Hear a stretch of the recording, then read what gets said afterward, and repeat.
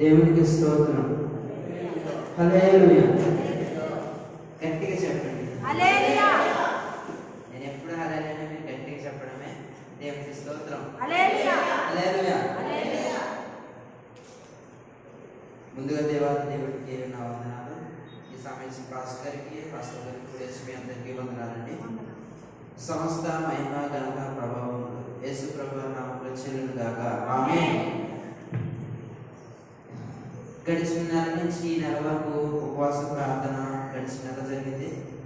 ఈ నెలలో కూడా దేవుడు మనందరినీ నిలబెట్టినందుకు మరొకసారి స్తోత్రం చెప్దామా? హల్లెలూయా.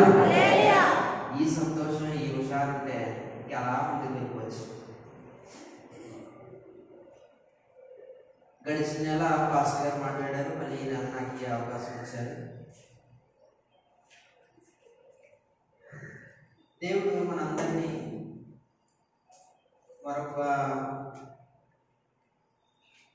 ఒక్కొక్క సమయంలో ప్రార్థన కొడుకులో దేవుడు మనందరికీ చక్కని లేఖనాలు ఇస్తున్నాడు. అంతే కదండి. చక్కని లేఖనాలు ఇస్తున్నాడు అంటే మనం దేవుడికి కృతజ్ఞతలై మనం ఉండాలి. దేవుడు ఈరోజు కూడా మనందరికీ చక్కని లేఖనాన్ని అయితే ఇచ్చి ఉన్నాడు. ఈరోజు ఉపవాస ప్రార్థన ఎప్పుడులాగా అందరూ ఫాస్టింగ్ అని ఉంటారు. భోజనం చేయకుండా, ఆహారం తీసుకోకుండా, నీళ్ళు త్రాగకుండా ఉండే ఉంటారు. మీరైనా సరే, నేనైనా సరే. అంటే దేనికి ఉంటున్నాం మనం అంటే, ఎప్పుడు అడిగినట్లయితే మీరు చెప్పే సమాధానం దేవునికి దగ్గర అవడానికి, దేవునితో మాట్లాడడానికి, దేవుడితో మాట్లాడి దేవుడి దగ్గర నుంచి జవాబు తెచ్చుకోవడానికి మనం ఉపవాసం అనేది ఉంటున్నాం. అంతే కదండి. ఆ ఉపవాసం ఉండడానికి మనం ప్రతి నెల మనం ఒక రోజు ప్రార్థన ఏర్పాటు చేసుకోవాలి. అలాగా ఈరోజు కూడా మనం ప్రార్థన ఏర్పాటు చేసుకున్నాము. మంచిగా పాటలు పాడాము, ముందుకు వచ్చాము, ప్రార్థన చేసాము. వాక్య సందేశంలోకి అయితే మనం దేవుడు మన అందరికీ లేఖనాన్ని ఇస్తానంటున్నాడు. అంతే కదండి. నిల్చున్నామంటే లేఖనం ఇవ్వకుండా ఉంటాడా? తెలియకుండానే మాట్లాడాలి, తెలియకుండానే మాట్లాడడం అంటే పరిశుద్ధాత్మతో మాట్లాడుతున్న మాటలు ఎలా ఉంటాయంటే ప్రతి ఒక్క హృదయంలో పుచ్చుకుంటాయి. దేవునికి స్తోత్రం. హల్లెలూయా. అలాగా మనం మాటలు వింటున్నామంటే ఏకశ్రద్ధతో ఉన్నప్పుడు పరిశుద్ధాత్మ దేవుడు మనలోకి వచ్చి ఆ ఒక్క మాటలని ప్రతి విషయాన్ని బయలుపరుస్తూ ఉంటాడు. దేవునికి స్తోత్రం. హల్లెలూయా. అంటే ఈ మాట ఎందుకు చెప్తున్నానంటే, మనం వాక్య సందేశంలోకి వెళ్తున్నాం. వాక్యాన్ని ప్రారంభించుకున్నప్పుడు దేవుని వాక్యాన్ని మనం జాగ్రత్తగా శ్రద్ధగా వింటే అన్నిటిని మర్చిపోయి, ముందుగా ఆటని మర్చిపోయి దేవుని సన్నిధిలోకి మనం ముందుకు వెళ్దాం. దేవుడు మనందరినీ మరొకసారి కాచి కాపాడి ఈ రోజు నిలబెట్టినందుకు మరొకసారి స్తోత్రం చెప్దామా? హల్లెలూయా.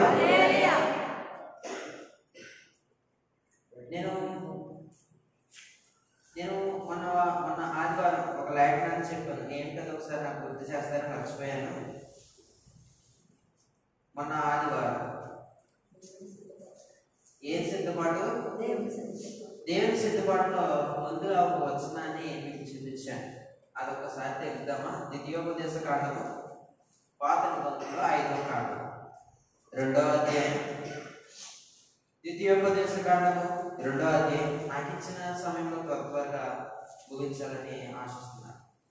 ద్వితీయోపదేశ కాండము 2వ అధ్యాయం 7వ వచనం చదివి వినిపించండి.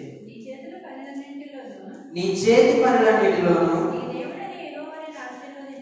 నీ దేవుడైన యెహోవా నిన్ను ఆశీర్వదించును. ఈ గొప్ప అరణ్యంలో నీవు ఈ 40 సంవత్సరములు సంచరించిన సంగతి ఆయన ఎరుగును. నీ దేవుడైన యెహోవా నీకు తోడై ఉన్నాడు, నీకేమీ తక్కువ కాదు. ఇప్పుడు మనము ఈ ప్రార్థనలో కూడుకున్నాము. దేనికి కూడుకున్నాము? దేవుడు చెప్పే సమాధానం కోసం మనం కూడుకున్నాం. ఏం ఏమిటా సమాధానం? మనకి ఇక్కడే కనబడుతుంది. నీ దేవుడైన యెహోవా నీకు తోడై ఉన్నాడు, నీకు ఏమీ తక్కువ కాదు. ఏమి తక్కువ కాదండి? ఏమీ తక్కువ కాదండి. మనందరం కూడుకొని దేవుని సన్నిధిలో ప్రార్థన చేయడానికి పాల్గొన్నాము. ప్రార్థన కోసం మనం పాల్గొన్నాము, ప్రార్థన నేర్చుకోవడానికి పాల్గొన్నాము, ఉపవాసం మన కన్నీటి ప్రార్థన దేవునికి చెప్పడానికి పాల్గొన్నాము. అంటే దేవుడి దగ్గర నుంచి మనకు సమాధానం ఏం కావాలని ఆశిస్తున్నాము? మనకి కనబడుతుంది. ఏమని కనబడుతుంది? నీ దేవుడైన యెహోవా మనకు తోడై ఉన్నాడు, మనకి ఏమీ తక్కువ కాదు. దేవునికి స్తోత్రం. అంటే నేను ఈ వచనం ఎందుకు చూపించి ఉన్నానంటే, ఈ 7వ వచనం 2వ అధ్యాయం పైన ఆశీర్వాదం కనబడుతుంది. ఇశ్రాయేలు ప్రజలు చెప్పినట్టు మరొకటి ఏం కనబడుతుందంటే, ఈ గొప్ప అరణ్యంలో నువ్వు సంచరించిన 40 సంవత్సరాలు సంచరించిన ఆయన సంగతి ఎరుడు. దేవుడు మన మార్గములన్నీ దేవుడు ఎరిగి ఉన్నాడు. ఆమేన్. ఎరిగి ఉన్నాడా లేదా? మన మార్గములన్నీ ఎరిగి ఉన్నాడు. మన మార్గములన్నీ ఇంటికి వెళ్ళేదారా? లేదు. మనం నడిచే దారి ఏమైతే ఉందో ఆ దారి ఎలా ఉందో దేవుడు ఎరిగి ఉన్నాడు. అంతే కదా? ఇప్పుడు అక్కడ ప్రజలతో మోషే గారు చెప్తున్నారు, 40 సంవత్సరములు సంచరించిన దేవుడు ఎరిగి ఉన్నాడు. అంతే కదా? ఇప్పుడు ఆ వాక్యాన్ని మనం తీసుకున్నట్లయితే మనం ఎలా తీసుకుంటాం? దేవుడు ఎన్ని సంవత్సరములు గడిచినను దేవుడు మన పక్షమున ప్రతిదీ ఎరిగి ఉన్నాడు. దేవునికి స్తోత్రం. హల్లెలూయా. అంటే ఇప్పుడు దేవుడు మన పక్షమున ప్రతి విషయంలో ఎరిగి ఉన్నాడు అంటే, సంవత్సరములు జరుగుతుండగా నీ దయా కిరీటం నాకు ఇమ్మని అడిగినప్పుడు, అంటే ఇమ్మని అంటున్నాం. గడిచిన సంవత్సరంలో ఏం జరిగింది, దానికన్నా ముందు సంవత్సరంలో ఏం జరిగింది, నిన్నెవరైనా కొట్టారా, నిన్నెవరైనా తిట్టారా, వాటిలన్నింటినీ ఏమై ఉన్నాడు? ఆయన ఎరిగి ఉన్నాడు. ఇప్పుడు మన పరిస్థితులు అనేవి దేవుడితో మన పరిస్థితులన్నీ దేవుడు ఎరిగి ఉన్నాడు. అంతే కదా? మన పరిస్థితులన్నీ దేవుడు ఎరిగి ఉన్నాడు. ఒక చక్కని లేఖనం ఉంటుంది 122 ఎప్పుడు మన అవసరతలన్నీ దేవుడితో చెప్పినప్పుడు ఏమవుతుందంటే, దేవుడు వాటిలన్నింటినీ జ్ఞాపకం చేసుకోమని దావీదు మహారాజు చెప్తున్నాడు. ప్రభువా, నేను చెప్పిన వాటిలన్నింటినీ నువ్వు గుర్తించుకో, నువ్వు ఒకసారి జ్ఞాపకం చేసుకో. నాకు ఏమైతే అపాయం వస్తుందో ఆ సమయంలో ఏమంటే, కీర్తనకారుడు ఆ సమయంలో నాకు ఇబ్బంది వచ్చినప్పుడు నీవు ఒక్కసారి ఎరుగు ప్రభువా, జ్ఞాపకం చేసుకో ప్రభువా అని చెప్తున్నాడు లేఖనకారుడు. అంటే దేవుడు మన పరిస్థితులు, మన మార్గములు, మన మానవ జీవితంలో మనం నడుస్తున్నామంటే, మానవ జీవితంలో నడుస్తున్నామంటే దేవుని మార్గంలో నడుస్తున్నాం, దేవుని దగ్గర నడుస్తున్నాం, దేవునిలో ఎదుగుతున్నాం. అంతే కదా? అంటే ఇప్పుడు ఏంటి? దేవుడు మన మార్గములన్నీ ఏమై ఉన్నాడు? ఎరిగి. గట్టిగా చెప్తాం, ఎరిగి ఉన్నాడు. మార్గములన్నీ ఎరిగి ఉన్నాడు. అంటే ఇప్పుడు ఆ 2వ అధ్యాయం 7వ వచనం ద్వితీయోపదేశ కాండంలో ఏమైంది? 40 సంవత్సరములు నువ్వు తిరిగినను ప్రతి విషయం ఆయన ఎరిగింది. మన పరిస్థితులన్నీ దేవుడు ఎరిగి ఉన్నాడు. దేవునికి స్తోత్రం. హల్లెలూయా. ఇప్పుడు మనం కూడా ఉపవాస ప్రార్థనలో కూర్చొని ఉన్నాం, ప్రార్థనలో పాల్గొని ఉన్నాం, ప్రార్థన చేయడానికి సిద్ధపడి ఉన్నాం. వాక్యమైన తర్వాత ఈ వాక్యంలో మనం ఒకటి జ్ఞాపకం చేసుకుంటాం. ఏమిటది? మన అవసరతలను జ్ఞాపకం చేసుకుంటాం. రెండోది జ్ఞాపకం చేసుకుంటాం మన బంధువులను జ్ఞాపకం చేసుకుంటాం. మూడోది జ్ఞాపకం చేసుకుంటాం సంఘాన్ని జ్ఞాపకం చేసుకుంటాం. నాలుగోది జ్ఞాపకం చేసుకుంటాం పరిస్థితి, మన ఏవైతే ఉన్నాయి పరిస్థితులు జ్ఞాపకం చేసుకుంటాం. కానీ దేవుడు మనకి చెప్తున్న మాట ఏమిటంటాడంటే, 40 సంవత్సరములు సంచరించిన వాటిలన్నింటినీ ఏం ఉన్నాడు? దేవుడు ఎరిగి ఉన్నాడు. దేవునికి స్తోత్రం. హల్లెలూయా. ఆ లేఖనం పట్టుకొని మనం దేవుని సన్నిధిలో ప్రతి నెల కూర్చోడానికి సిద్ధపడి ఉన్నాం. అంటే ఇప్పుడు దేవుని సన్నిధి మనం ఎందుకు వెళ్తున్నాం అని ఆలోచించినట్లయితే మనం ఏమై ఉండాలి? దేవుడు మన పరిస్థితులు ఎరిగి ఉన్నాడు కాబట్టి దేవుని సన్నిధిలోకి వచ్చినప్పుడు దేవుడు ద్వారాలు తెలుస్తాడు. దేవునికి స్తోత్రం. హల్లెలూయా. అంతే కదా, దేవుడు మన మన మార్గములన్నీ తెరవాలంటే మనం ప్రతిదీ జ్ఞాపకం చేసుకోవాలి. ఏమైనా జ్ఞాపకం చేసుకోవాలి, నీ దేవుడని యెహోవా నీకు తోడై ఉన్నాడు, నీకేమీ తక్కువ కాదు. అంతే కదా, మనకి లేఖనం కనబడుతుంది. దీన్ని మనం జ్ఞాపకం చేసుకుంటూ దేవుని సన్నిధిలో ప్రాపలాడుతూ ఉంటే దేవుడు ఖచ్చితంగా మన ఆశను అనేది నెరవేరుస్తూ ఉంటాడు. యోబు గ్రంథము, యోబు గారు రాసిన గ్రంథం 34వ అధ్యాయం. యోబు గారు రాసిన గ్రంథము 34వ అధ్యాయం 21వ వచనం చదవండి. ఆయన దృష్టి చదవండి. నరుల మార్గం మీద నుంచబడి ఉన్నది, ఆయన వారి నడకలన్నీ కనిపెట్టి చూచుచున్నాడు. దేవునికి స్తోత్రం. హల్లెలూయా. యోబు గారు రాసిన గ్రంథము 34వ అధ్యాయం 21వ వచనంలో యోబు గారు ఏమంటున్నారు? ఆయన దృష్టి నరుల మార్గముల మీద ఉంచబడి ఉన్నది, ఆయన వారి నడకలన్నీ కనిపెట్టుచున్నాడు. దేవునికి స్తోత్రం. ఇప్పుడు ఈ వచనానికి మనం ముందు చూసుకున్న దానికి లింకప్ అయి ఉందా లేదా చెప్పాలి. అసలు అంటే లింకప్ దేనికై ఉంది? ఆయన పరిస్థితులన్నీ, మన పరిస్థితులన్నీ ఆయన ఎరిగి ఉన్నాడు. ఇక్కడ ఏమంటున్నారు లేఖనము? ఆయన దృష్టికి నరులు మార్గములన్నీ ఉంచబడి ఉన్నది.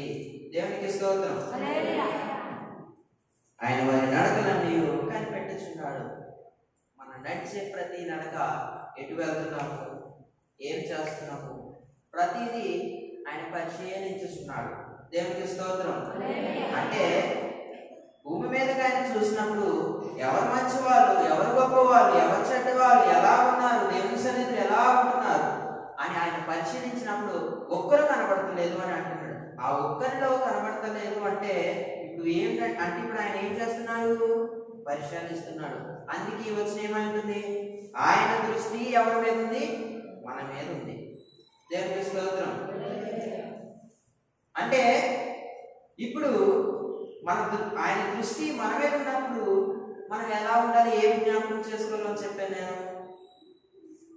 ఆయన మన పరిస్థితులన్నీ ఎరిగి ఉన్నాడు. అంటే ఎరిగి ఉన్న ప్రభు, ఎరిగి ఉన్న దేవుడు, ప్రభువా నువ్వు ప్రతిదీ ఎరిగి ఉన్నావు కాబట్టి మనం ఏం చేయాలి? దేవుని సన్నిధిలో ప్రతిదీ మనం జ్ఞాపకం చేసుకుంటూ ఉండాలి. మనం ఎప్పుడైతే ప్రార్థన చేసినప్పుడు స్టార్ట్ చేస్తామో మనం మర్చిపోయినది కూడా ఒక్కొక్కటి జ్ఞాపకం చేస్తూ ఉంటాడు. హల్లెలూయా. అంటే మనకి ఇప్పుడు ఏం కనబడుతుంది? ఆయన దృష్టి మన మీద ఉంది, వారి నడకలన్నీ కనిపెట్టుచున్నారు. అంటే మనం చేసేది ప్రతిదీ దేవుడు కనిపెడుతూ ఉంటున్నాడు. దేవుడు ప్రతిదీ ఆలోచిస్తూ ఉంటున్నాడు. పౌలు గారు అంత సేవ చేశారు, ఎంతో పరిచయం చేశాడు, అనేక చోట్లకు వెళ్ళాడు, అనేక ప్రాంతాల్లో స్వస్థత చేశాడు, దేవుని నామంలో అనేక మందిని మార్చాడు. అంటే ఇప్పుడు పౌలు గారి పరిస్థితి దేవుడు ఏమై ఉన్నాడు? ఎరిగి ఉన్నాడు.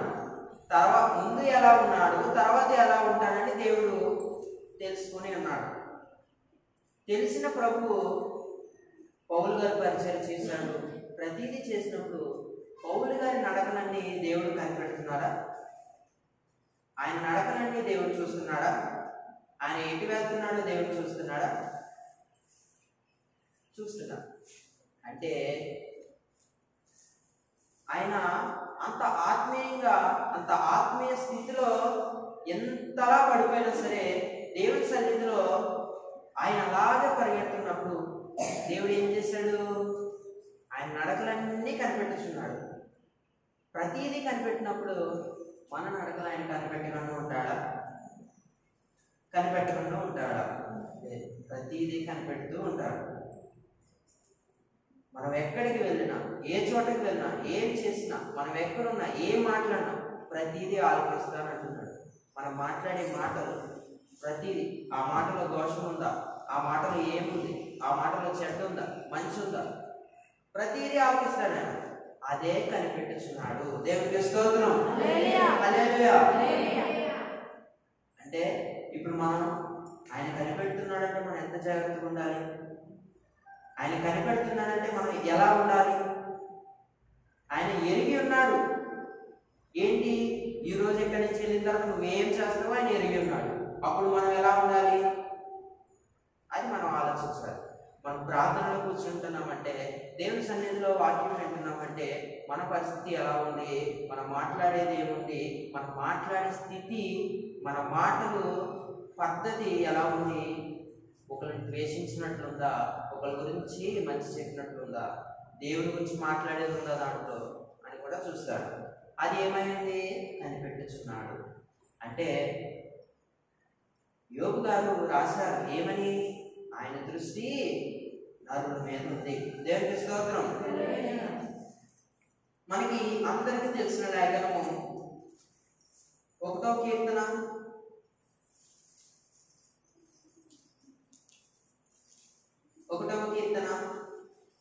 6వ వచనం చదవండి. నీతిమంతుల మార్గము యెహోవాకు తెలియను, దుష్టుల మార్గము నాశనముకు నడుపుము. ఇదందరికీ నోటెడ్ అయి ఉండే వచనం. ఈ కీర్తన అంతా మనం కళ్ళు మూసుకొని చెప్తాం. ఎందుకంటే ఎప్పటి నుంచి వింటూ చదువుతూ ఉన్నాం. ఈ 6వ వచనంలో మనకి ఏమని కనబడుతుంది? నీతిమంతుల మార్గము ఎవరికి తెలియను? దేవునికి తెలియను. దుష్టుల మార్గం ఎవరికి కనబడను? ఎటు నడుపును? నాశనముకి నడుపును. అంటే ఈ వచనం మనకి కనబడుతుంది ఏమని? నీతిమంతుల మార్గము. ఎవరు ఈ నీతిమంతులు? ఈ నీతిమంతులు ఎవరు చెప్పాలి? ఎవరంటారేంటండి? మనమే అనాలి. ఏమనాలి? మనమే. ఈ నీతిమంతులుగా మనం ఎప్పుడైతే తీర్చబడ్డామో అప్పుడు ఏం చేస్తున్నాడు? యేసుప్రభు వారు ఏమంటున్నారు? నాకు తెలియను అని అంటున్నాడు. మన మార్గం ఎవరికి తెలియను? ఆయనకు తెలియదు. ఇప్పుడు యోబు గారి పరిస్థితి దేవునికి తెలియదా? యోబు గారు ఇప్పుడు నీతిమంతుడా కాదా? ఆయన నీతిమంతులా కాదా? ఆయన నీతిమంతుడు. ఇప్పుడు ఆయన మార్గము దేవుడికి తెలుసా లేదా? సాతాను వస్తాడా లేదని తెలుసా లేదా? అక్కడ కూర్చుంటాడని తెలుసా లేదా? సభలో కూర్చుంటాడు లేదా అని తెలుసా? చాడి చెప్తాడు లేదా అని తెలుసా? తెలుసు. అంటే ఇప్పుడు యోబు గారు నీతిమంతుడిగా తీర్చబడ్డాడు దేవుడి దృష్టిలో. దేవుడి దృష్టిలో నీతిమంతుడిగా తీర్చబడినప్పుడు అప్పుడు సాతాను వచ్చి ఎన్ని చాడీలు చెప్పినా దేవుడు ఏమంటున్నాడు? నీ ఓపిక నువ్వేమైతే చేసుకో, నేను ప్రతిదీ నీకు ఇస్తున్నాను, తన ప్రాణం తప్ప అన్నప్పుడు ప్రతిదీ ఇచ్చినప్పుడు దేవుడు అన్నీ తెలుసు, అన్ని నాశనం అయినా సరే మళ్ళీ ఏమైంది? 200గా ఆశీర్వదించాడు. దేవునికి స్తోత్రం. అంటే యోబు గారి మార్గం ఎవరికి తెలుసును? దేవుడికి తెలిసింది. ఆయన మార్గం ఎవరికి తెలిసింది? దేవుడికి తెలిసింది. దేవుడికి తెలిసింది కాబట్టి ఆయన పరిస్థితి ఒక పరిస్థితి నుంచి అగాధంలోకి వెళ్ళినప్పుడు అగాధం నుంచి మళ్ళీ తాడేసుకుని పైకి వచ్చేసాడు. దేవునికి స్తోత్రం. హల్లెలూయా. అలాగా అనేక మంది భక్తులు ఉన్నారు, అనేక మంది భక్తురాలు ఉన్నారు. అలాగా ప్రతి మార్గము దేవునికి ఎరుగు. తర్వాత ఏముంది? దుష్టుల మార్గము నాశనం నడుము. ఇప్పుడు మనకు మొదటి కీర్తన మొదటి వచ్చిన దుష్టుల ఆలోచన చెప్పున్నాడు. ఒక పాప మార్గం నిలవగా అపహాసం కూర్చుండే చోట కూర్చుండగా యెహోవా ధర్మశాస్త్రమందు మాట్లాడినప్పుడు దేవుడు ఏమంటున్నాడు? మీ అందరినీ ధన్యులుగా ఇస్తానంటున్నాడు. దేవునికి స్తోత్రం. అంటే ఇప్పుడు ఈ 6వ వచనంలో దుష్టుల మార్గం నాశనం ఉన్నట్టు ఈ దుష్టుల మార్గం ఎలా ఉంటుందో కూడా నేను చెప్పవసరం లేదు. ఎందుకంటే మీరు కళ్ళారా చూస్తున్నారు, కంటితో చెవుతో వింటున్నారు, కళ్ళతో చూస్తున్నారు. ఈ మార్గం ఎలా ఉంటుందంటే మాటల ద్వారా మారిపోతారు. ఈ మార్గం ఎలా ఉంటుందంటే సైకిల్తో మారిపోతారు. ఈ మార్గం ఎలా ఉంటుందంటే హృదయం నుండి వచ్చే ఆలోచన ద్వారా కూడా మారిపోతారు. ఎటు దుష్టుల మార్గంలో. ఆ మార్గం ఇప్పుడు ఎలా ఉంటుందంటే దేవుని సన్నిధికి రావడానికి వెనకపడతాము, దేవునిలో ఉండడానికి వెనకపడతాము, ప్రార్థన చేసుకున్నామని స్టార్ట్ అయ్యేటప్పటికి పడుకుంటాము, ప్రతిరోజు రావాల్సింది వెనకపడతాము, అప్పుడప్పుడు జరిగే ప్రార్థనకు వెనకపడతాము. అది ఏమైంది? దుష్టుల మార్గం. దుష్టుల మార్గం అంటే ఇంకొకరు వచ్చి నన్ను నాశనం చేయవసరం లేదు, ఇంకొకరు వచ్చి నన్ను పాడు చేయవసరం లేదు, అదే దుష్టుల మార్గంలో నడుస్తాం. మొదటి వచ్చిన ఏముంది? దుష్టులు ఆలోచన చెప్పి నడవద్దాను. మనం మొదటిగా ఏం చేయాలి? ఎవరైనా ఏదైనా ఆలోచన చెప్తున్నారంటే దానికి సై అంటే సై అని మనం ముందుకు వెళ్ళినప్పుడు అప్పుడు ఏమైంది? గోతులోనే పడతాం. గోతులో పడిన తర్వాత పైకి రావాలంటే ఇంకా మన వల్ల అవ్వదు. మళ్ళీ రావాలంటే మళ్ళీ ప్రార్థన, మళ్ళీ ప్రార్థన. అప్పుడు పాస్ గారు తల మీద కూర్చుంటారు, ఆయనేమో దేవుని మోకాల మీద కూర్చుంటాడు. అంటే ఇప్పుడు ఎలా ఉండేది? దుష్టుల మార్గము దుష్టుల ఆలోచన చెప్తున్నాడు. ఒక పాపం ఉండే చోట కూర్చోవడం మానేసి మంచిగా ఉండేవాళ్ళ చోట, అంటే ఆ దగ్గర కూర్చోచ్చు, కానీ మనం మాట్లాడే మాటలు ఎలా ఉండాలి? ఇప్పుడు నీవు మాట్లాడుతున్నప్పుడు నేను ఒకరితో మాట్లాడుతున్నాను, నేను ఇటుపక్కలతో మాట్లాడుతున్నాను, నేను ఇంతమందితో మాట్లాడుతున్నాను. ఈ మాటలన్నీ ఎవరు ఎరిగి ఉన్నాడు? దేవుడు ఎరిగి ఉన్నాడు. ఈ దేవుడు ఎరిగి ఉన్నాడంటే మనం ఏమై ఉండాలి? మనం జ్ఞాపకం చేసుకోవాలి. అంతే కదా? పిల్లలు మాట్లాడు ఏమైంది? ఇప్పుడు మన పరిస్థితులన్నీ ఆయన ఎరిగి ఉన్నాడు. అంటే వచ్చిన ఎందుకు చెప్తున్నానంటే మనం మాట్లాడే మాటలు ఎలా ఉండాలి, మనం చేసేది ఎలా ఉండాలి. ఈ వచనాలన్నీ మనం ఎందుకు చూపిస్తున్నాం, ఎందుకు చూస్తున్నాం? మన పరిస్థితులు ఏమై ఉన్నాడు? ఎరిగి ఉన్నాడు. 40 సంవత్సరాలు అయిపోయినా సరే మోషే గారి చరిత్ర ఏంటనేది దేవుడికి తెలుసు. 40 సంవత్సరాలు అయిన తర్వాత ఎవరు కానానికి వెళ్తారు, ఎవరు వెళ్ళారని దేవుడికి తెలుసు. ఇశ్రాయేలు ప్రజలు.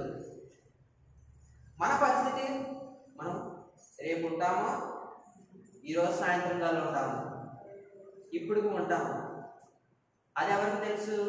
దేవుడికి. అటువంటిప్పుడు మనం ఏం చేయగలం చెప్పండి? వ్యర్థమైన మాటలు మాట్లాడట అనవసరం. ఇప్పుడు ఈ దుష్టుల మార్గము నాశనంకు నడుపుతుంది, నాశనంకు నడుపుతుంది. ఈ మాటలు అనేది అనవసరమైన మాటలు, ఈ మార్గం అనేది అనవసరమైన మార్గం. ఇప్పుడు ఒక చోటకి వెళ్తున్నాము, ఆ చోటని మీరు ఆ చోటకి ఒక ప్రాంతానికి వెళ్తున్నారు, ఆ ప్రాంతానికి చేరుకునే వరకు వెళ్తారు. మధ్యలో తప్పుకుని వేరే ఊరు వెళ్ళి అటు నుంచి అలా వెళ్తారా? లేదు, స్ట్రైట్గా వెళ్ళాల్సింది స్ట్రైట్గానే వెళ్తారు. ఇప్పుడు భీమవరం వెళ్ళాలంటే భీమవరం వెళ్తారు, గణపవరం మండలం రావాలంటే గణపవరం వస్తారు. భీమవరం వెళ్ళి అటు నుంచి పాలకొల్లు వెళ్ళి పాలకొల్లు నుంచి ఇటు వస్తారా? లేదు. ఇప్పుడు మన మార్గం ఎలా ఉండాలి? నీతిమంతుల మార్గము యెహోవాకు తెలియనప్పుడు యెహోవాయందు భయభక్తులు కలిగి ఆయన త్రోవలో నడవాలి. అంతే కదా? ఎవరి త్రోవలో నడవాలి? దేవుని త్రోవలో నడవాలి. ఇప్పుడు యేసు ప్రభువు ఆయన 40 రోజులు ఉపవాసం అయిన తర్వాత ఆయన సేవ ప్రారంభించినప్పుడు మొదటిగా కొంతమంది శిష్యులు కనపడ్డారు, పేతురు కనపడ్డారు, యోహాను కనపడ్డారు, ఫిలిప్పు కనపడ్డారు. ఇప్పుడు యేసు ప్రభువు ఏమంటున్నారు? నువ్వు నన్ను వెంబడించు అని అన్నారు. అంతేగాని నువ్వు నన్ను వెంబడించు, నా వెనకాల రాని బతిమాలకున్నారు. ఆయన ఒక మాట ఏమని అన్నారు? నన్ను వెంబడించు అని అన్నారు. ఇప్పుడు వాళ్ళందరూ వెంబడించిన మార్గం ఏ మార్గము? నీతిమంతుల మార్గం, యేసు అనే మార్గంలో నడిచారు ఆయన వాళ్ళందరూ. అంతే. ఇప్పుడు దమస్కు వెళ్ళే మార్గంలో పౌలు గారు అకస్మాత్తుగా పడిపోయి గొప్ప సుడిగుండంలో ఇరుక్కుపోయి దేవుని మాట విన్నప్పుడు, దేవుని ఎవరో మాట్లాడుతున్నారు విన్నప్పుడు, ఎవరి మాట విన్నారు? దేవుని మాట. ఎవరు హింసిస్తున్నావు? నువ్వు హింసించే ప్రజల ఆ దేవుడిని అని అంటున్నాడు. అప్పుడు ఆయన తర్వాత ఏమయ్యాడు? దేవుని మార్గంలోకి వచ్చేసాడు, యేసు ప్రభువు మార్గంలోకి వచ్చేసాడు. అలాగా మన మార్గము నాశనం నడిపించే మార్గం ఉందా? మనం నడిపించే మార్గము ఒకరిని తీసుకొచ్చే మార్గం ఉందా? మనల్ని మనతో పాటు చేయి తీసుకొని వేసుకొని చక్కగా వెళ్ళిపోయే మార్గంగా ఉందా? దేవుని సన్నిధి నుంచి దూరంగా. 142వ కీర్తన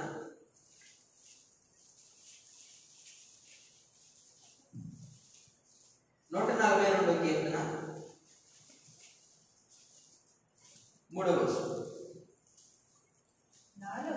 నాలో నా ప్రాణము కృంగి ఉన్నప్పుడు నా మార్గము నీకు తెలియను.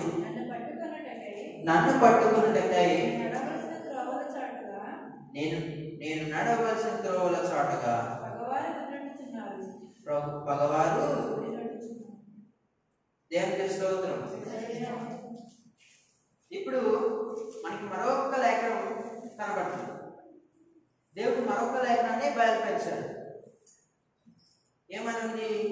నాలో నా ప్రాణము కృంగి ఉన్నప్పుడు నా మార్గము నీకు తెలియను. ఉదాహరణకి కృంగి ఉన్నప్పుడు మనకు ఒక ఎగ్జాంపుల్ ఒకరు కనబడతారు, బాగా గుర్తించే ఒక స్త్రీ కనబడుతుంది. ఎవరు?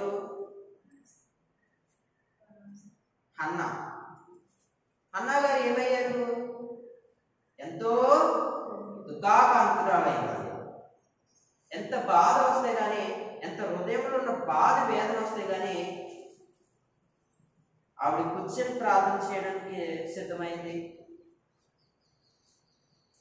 ఆవిడ పరిస్థితి దేవుడు ఎరిగి ఉన్నాడు కాబట్టి చక్కని బిడ్డనిచ్చాడు. ఆయన ఎవరు?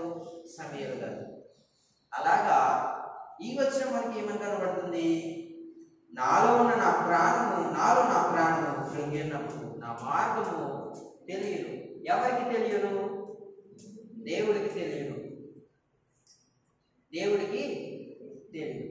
ఇప్పుడు మన పరిస్థితులన్నీ దేవుడు ఎరిగి ఉన్నప్పుడు మనం ఎలా ఉండాలి అంటే, యెహోవా నీ దేవుడైన యెహోవా తోడై ఉన్నాడు, నీకేమియో చెప్పాలి, నీకేమియో తక్కువ కాదు. దేవునికి స్తోత్రం. ఆ వచనం మనం జ్ఞాపకం చేసుకోవాలి.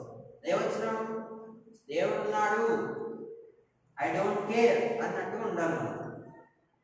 నాలో నా ప్రాణం విన్నప్పుడు మార్గం ఏవో తెలియదు. ఇప్పుడు మనకు అన్నిటితో ప్రార్థన చేస్తాం. బాధలంతా దేవుడితో చెప్తాం, దుఃఖమంతా దేవుడితో చెప్తాం. మన పరిస్థితులన్నీ దేవుడితో పంచుకోవడానికి మనం ముందుకు వెళ్తాం.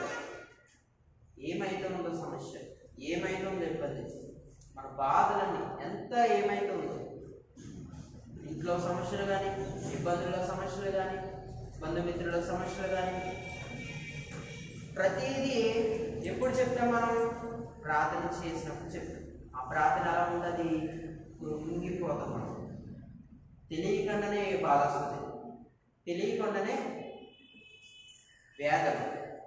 ఆ వేదన అంతా దేవుడితో చెప్పేసినప్పుడు మనసు ఎలా ఉంటుంది? హాయిగా ఉన్నట్టు అనిపిస్తుంది. అది కూడా ఎప్పుడు దేవుడితో పంచుకున్నప్పుడు, దేవుడు మనతో ఆలోచించినప్పుడు, అప్పుడు దేవుడు మనందరి పట్ల ఏం చేస్తాడు? ప్రతిదీ ఆయన తెలుస్తాడు. దేవునికి స్తోత్రం. అలాగా మన మార్గములన్నీ దేవుడు ఎరిగినాడు. మన మార్గములన్నీ మనం మానవులుగా ఇక్కడ జీవిస్తున్నాము, మానవులుగా మనం ఇక్కడ ఉంటున్నాము. కొంతసేపు కనబడి అంతలోనే మాయమై మన శరీరంలో అవన్నీ తర్వాత ఎటు వెళ్తాయి, ఎవరు వెళ్తారు, ఎవరు ఎటుపోతారు ఎవరికైనా మనకు తెలుసా? తెలియదు. రేపొద్దు నీకు ఏదో సమస్య వస్తుంది, నీకు ఈరోజు తెలుస్తుందా? లేదు. కానీ ఎవరు ఎరిగే ఉన్నాడు? దేవుడు ఎరిగే ఉన్నాడు. అటువంటి అప్పుడు దేవుడి సన్నిధిలో మనం ఎలా ఉండాలంటే, ప్రార్థన చేసినప్పుడు దేవుడు మన పరిస్థితులన్నీ జ్ఞాపకం చేసుకుంటాడు. దేవునికి స్తోత్రం. హల్లెలూయా. సామెతల గ్రంథం, సామెతలు 5వ అధ్యాయం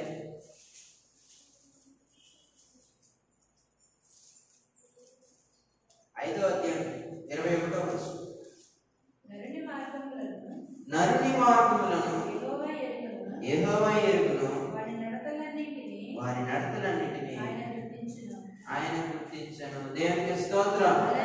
హల్లెలూయా. ఆయన దృష్టి నరుల మీద ఉంచబడి ఉన్నది, వారి నడకలన్నీ కనిపెట్టించున్నానని యోబు గారు రాస్తే, మళ్ళీ సామెతల గ్రంథంలో మనకి ఏం కనబడుతుంది?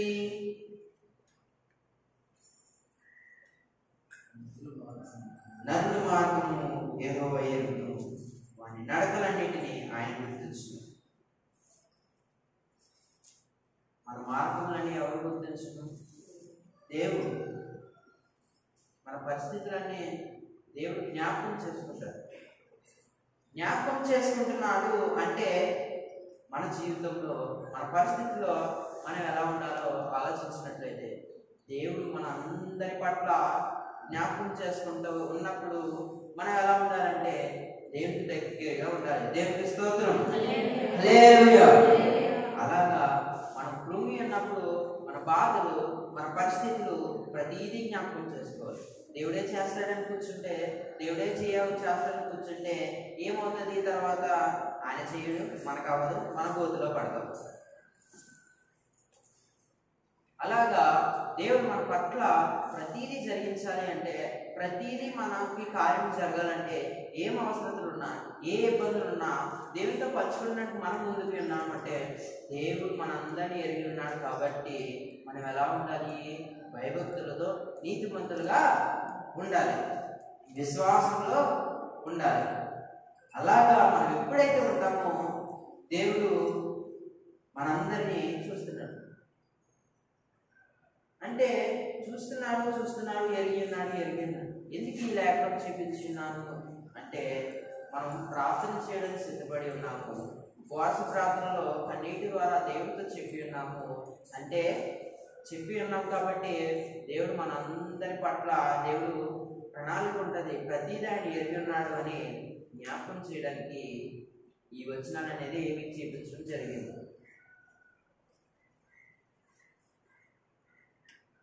మన మీద ఆయన దృష్టి ఉంటుంది. ఇర్మియా గ్రంథంలో ఉంటుంది. కళ్ళారా చూస్తున్నాడని మరొక లేఖనంలో ఉంటుంది. చూద్దాం. అది ఇర్మియా గ్రంథము 16వ అధ్యాయం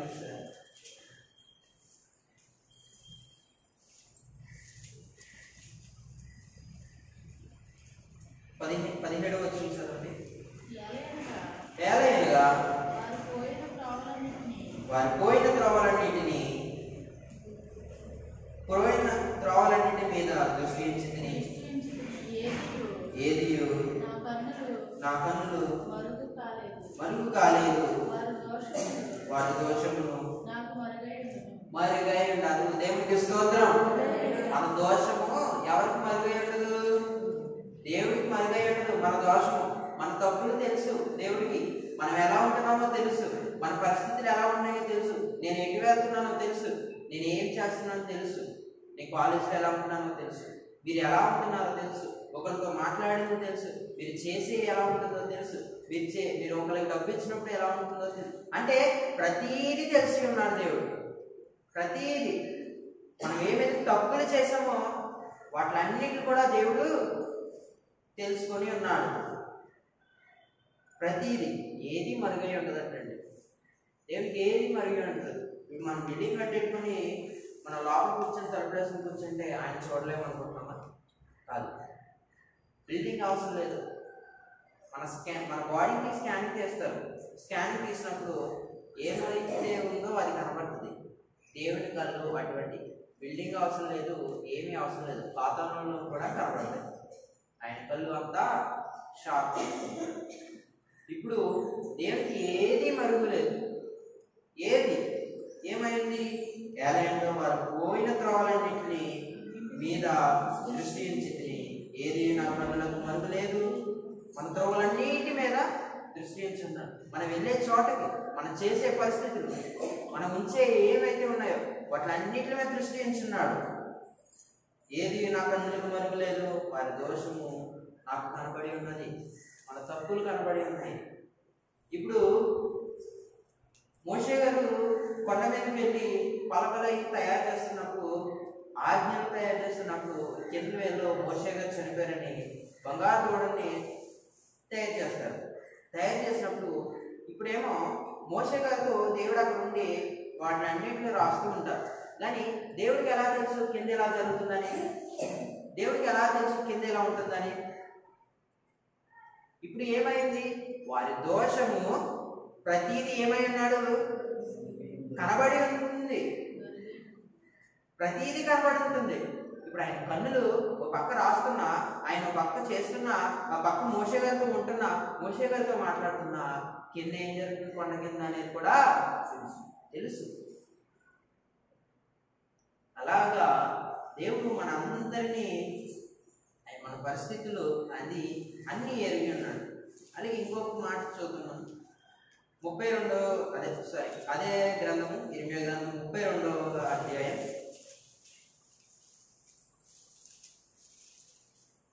19వ వచనం. ఆలోచన విషయంలో నీవే గొప్పవాడు, క్రియలు జరిగించే విషయంలో శక్తి సంపన్నుడు, వారి ప్రవర్తనలను బట్టి వారి క్రియాఫలమును బట్టి అందరికీ ప్రతిఫలం ఇచ్చుటకై నరుల పుత్రుల మార్గములన్నిటినీ నీవు కన్నులారా చూచుచున్నావు. దేవునికి స్తోత్రం. ఇప్పుడు మన ప్రాథమిక మానేసి ఇంటిగా కొడుకుంటే దేవుని చోట, తలుపు వేసుకుని కూర్చుంటే దేవుని చోట, మనం చేసేది ప్రతిదీ ఆయనకు తెలుసు. కళ్ళారా చూస్తున్నాడు. ఎలా చూస్తున్నాడు? పరిశీలిస్తున్నాడు. ఆయన భూమి మీద నుంచి ఎలా చూస్తుంటే ఎవరు ఎలా ఉన్నారు, ఎవరు ఎక్కిపోతున్నారు, ఎవరు ఏం చేస్తున్నారు, ఎవరు నా సన్నిధిలో వస్తున్నారా, ఎవరు దొంగిలిస్తున్నారు, ప్రతిదీ కళ్ళారా చూస్తున్నాడు. ఈ కళ్ళారా చూస్తున్న దేవుడు మనం మార్గంలో తప్పుకోకూడదు. దేవునికి స్తోత్రం. మన మార్గంలో తప్పుకోకూడదు. దేవుని మార్గంలో నడిచినప్పుడు, దేవుడు కళ్ళారా చూసినప్పుడు మన పక్షంలో ప్రతిదీ ఎరిగిన దేవుడు మన పట్ల ప్రతిదీ జరిగించడానికి దేవుడు సిద్ధంగా ఉంటాడు. దేవునికి స్తోత్రం. హల్లెలూయా. అలాగా ఇప్పుడు ఏమైంది?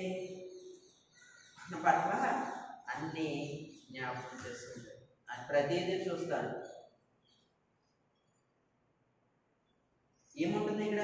ఆలోచన విషయంలో నీవే గొప్పవాడు, క్రియలు జరిగించే విషయంలో శక్తి సంపన్నుడు, వారి ప్రవర్తనను బట్టి వారి క్రియల ఫలము బట్టి అందరికి ప్రతిఫలించుటకై నరుల పుత్రుల మార్గములన్నిటినీ లారా చూస్తున్నాడు. ఆయన ఎవరు? ఆలోచన విషయంలో సులభంగా సరిపోతారా? శక్తి విషయంలో సంసోను సరిపోతాడా? లేదు. వాళ్ళందరికీ ఇచ్చిందే దేవుడు. అటువంటిప్పుడు వాళ్ళు ఎక్కడ సరిపోతారు? మన అనేక సైంటిస్టులు ఏయో కనిపెట్టేస్తారు. అంటే దేవుడి కన్నా మించిపోదామని అనుకుంటారు, మాకు సాటి లేరని అనుకుంటారు. కానీ ఏమవుతుంది? అవన్నీ దేవుడిచ్చింది. ఆ జ్ఞానం దేవుడిస్తేనే కాబట్టి వాళ్ళందరూ చేస్తారు. అలాగా దేవుడు శక్తి సంపన్నుడు. వారి ప్రవర్తనలన్నింటిని బట్టి వారి క్రియఫలము దేవుడికి తెలుసు. కాబట్టి ఎవరికి ఏది ఇవ్వాలో, ఎవరికి ఏం చేయాలో కళ్ళారా చూస్తూ ఆయన మాట ద్వారా చేస్తూ ఉంటాడు.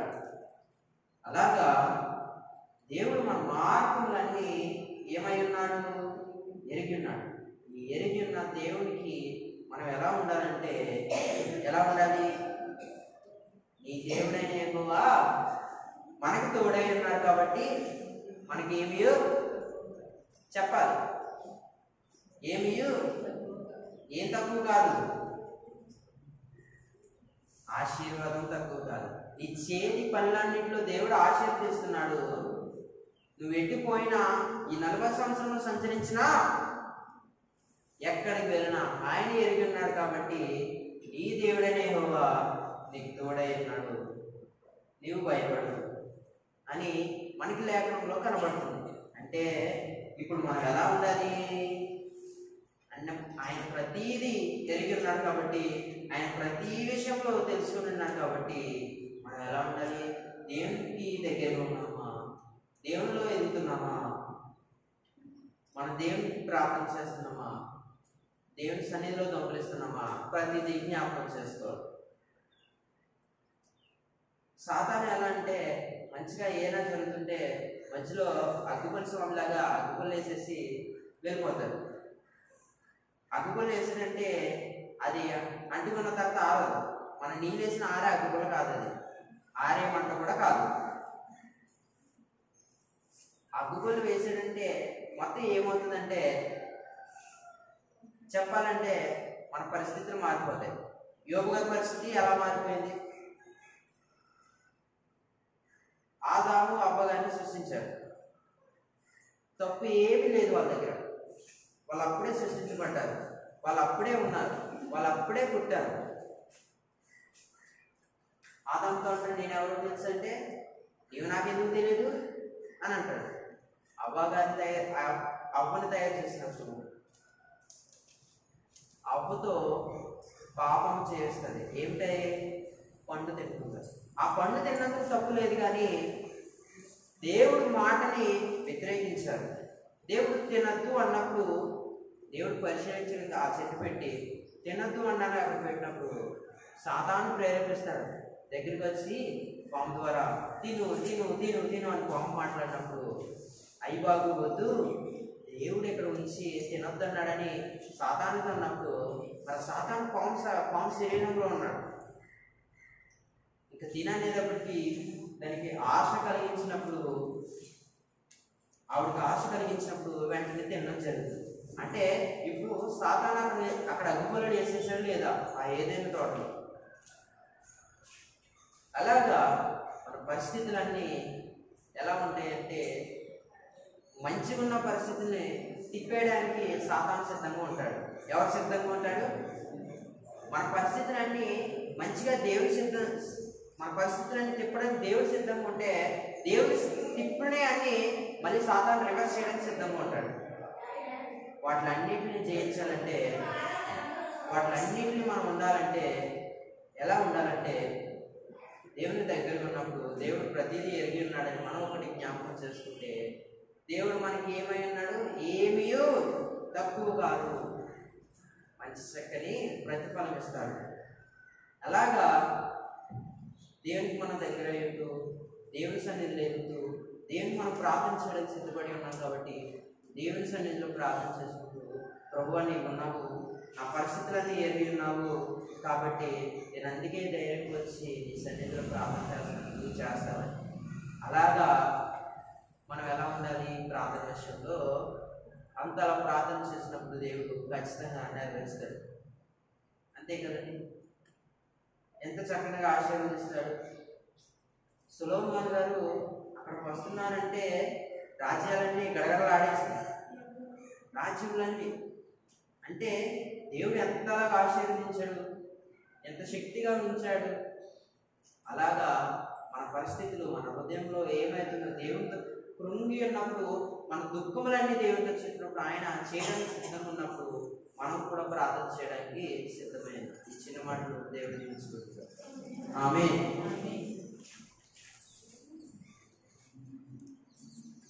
అందరూ కూడా